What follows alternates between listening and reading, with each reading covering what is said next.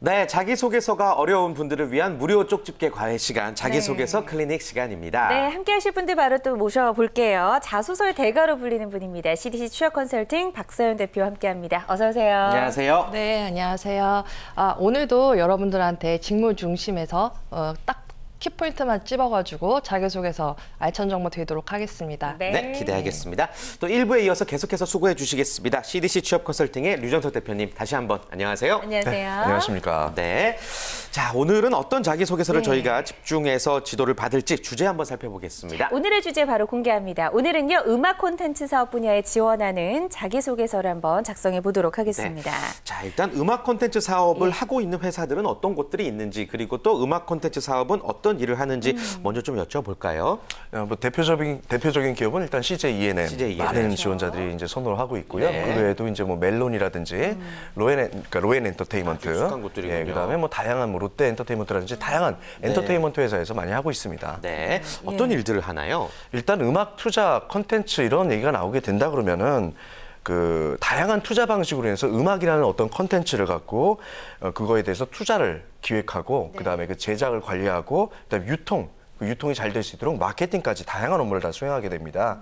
일단 그 최고의 음악 콘텐츠를 확보하기 위해서 다양한 투자 모델에 대해서 학습 및 그런 개발이 필요하고요. 그 각 콘텐츠의 세일즈 텀이라든지 타겟층, 그다음에 장단점을 제대로 분석해서 적절한 투자 모델을 적용해야 됩니다. 아무래도 그 음악 그러면 영혼적인 음악을 차가운 수치로 이렇게 데이터로 분석을 해야 되는 그런 안타까움이 좀 있는데요. 네.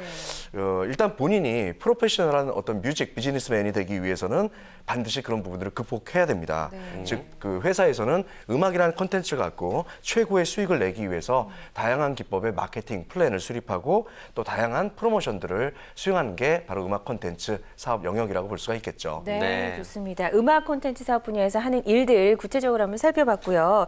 그렇다면 이 분야를 지원할 때 어떤 역량과 자질이 필요할까요, 박서연 대표님? 네, 일단 음악 콘텐츠 사업입니다. 그러면 음악에 대한 관심이 일단 많아야겠죠. 네. 음악에 대한 그런 열정과 그런 부분이 일단은 심어져 있어야 됩니다.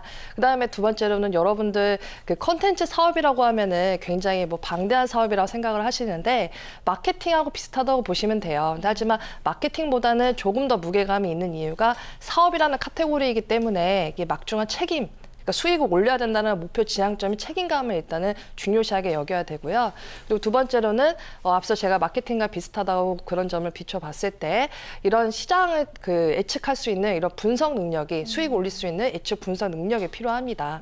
더불어서 음악이라는 것은 상당한 트렌드에 대한 민감한 부분이기 때문에 여러분들이 그 새로운 것을 빠르게 흡수를 해서 그걸 적응해서 푸시를 할 수 있는 그러한 트렌드 리딩적인 부분도 필요하다고 봅니다. 네. 최근에 굉장히 활발해진 그런 사업이 아닐까 싶은데 맞습니다. 자기소개서에서 어떤 부분들을 어필하는 것이 좀 좋은 점수를 받을까요?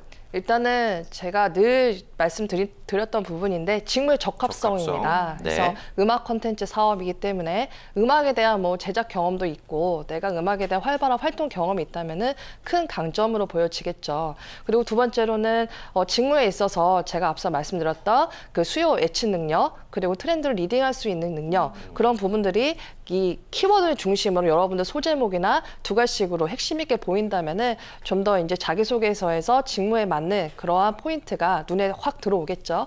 네, 좋습니다.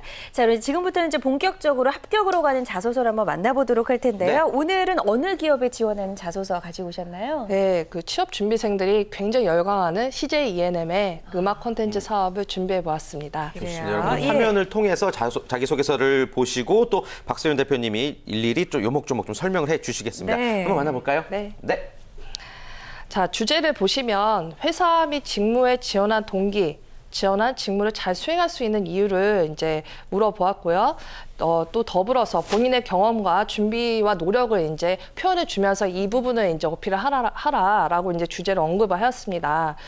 근데 이제 세 단락으로 이제 나눠서 소제목이 딱 보여지는데요. 처음에 음악과 함께 자란 서태지라고 하면서 자기가 서태지와 아이들에 대한 그런 열광적인 모습, 그리고 그냥 열광에서 끝난 것이 아니라 자기가 그 음악에 대한 부분을 어떻게 표현하고 학창 시절을 보내고 꾸준히 음악에 대한 부분을 식견을 높여왔는지가 보여지고요.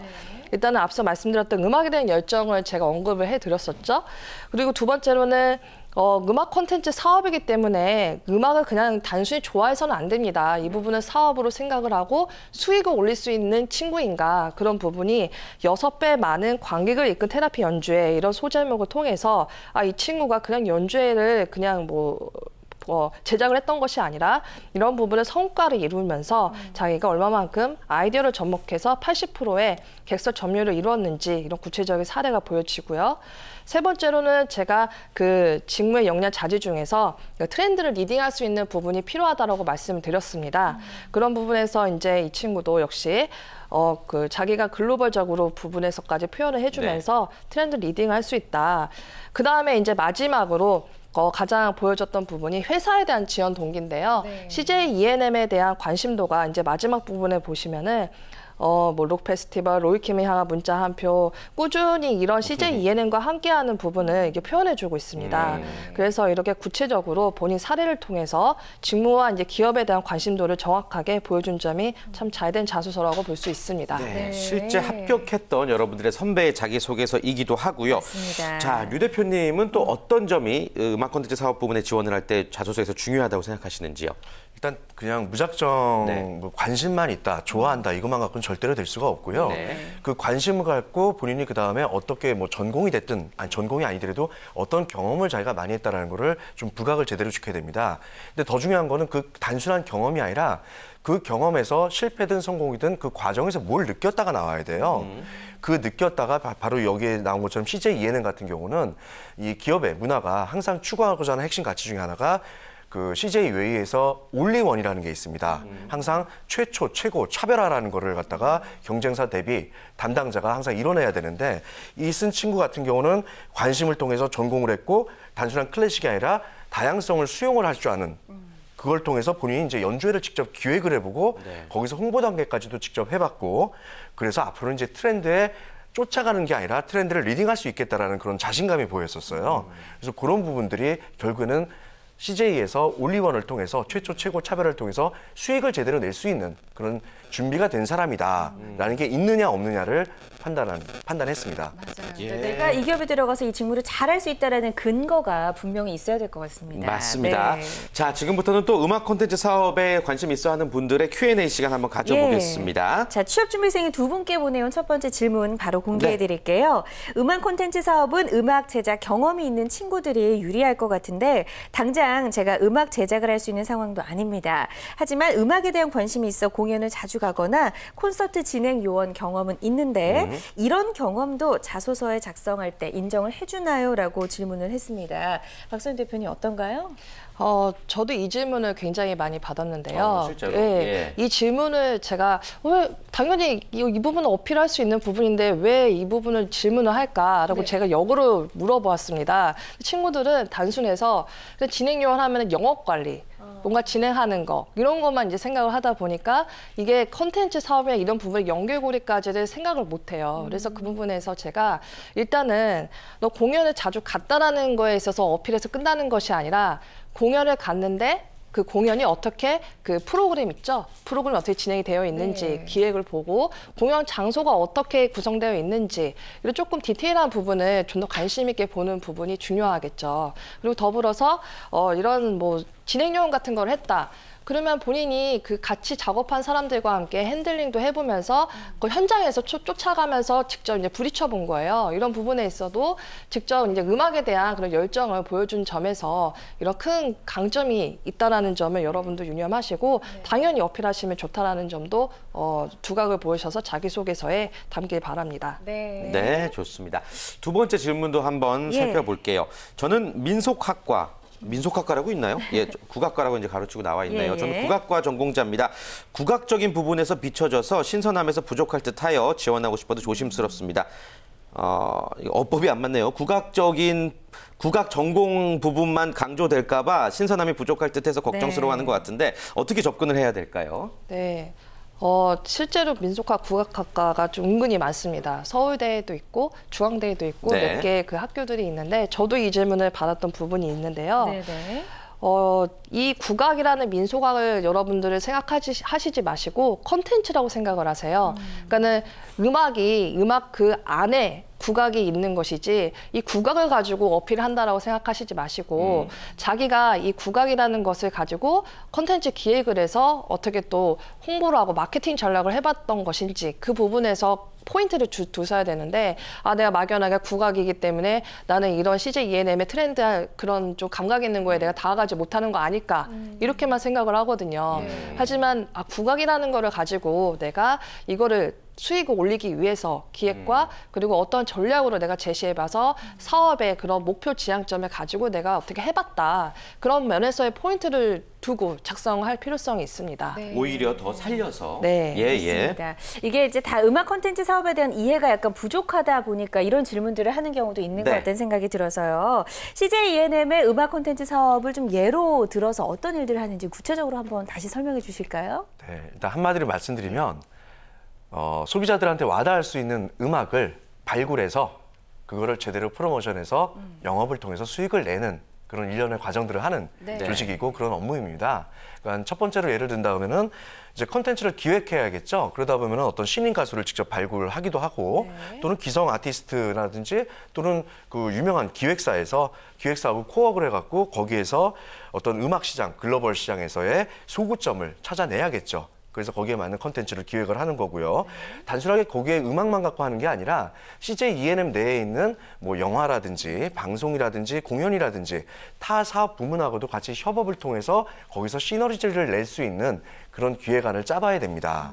그리고 두 번째로는 직접 이제 또 제작하고 또 하면 유통도 한번 해봐야 되는데요.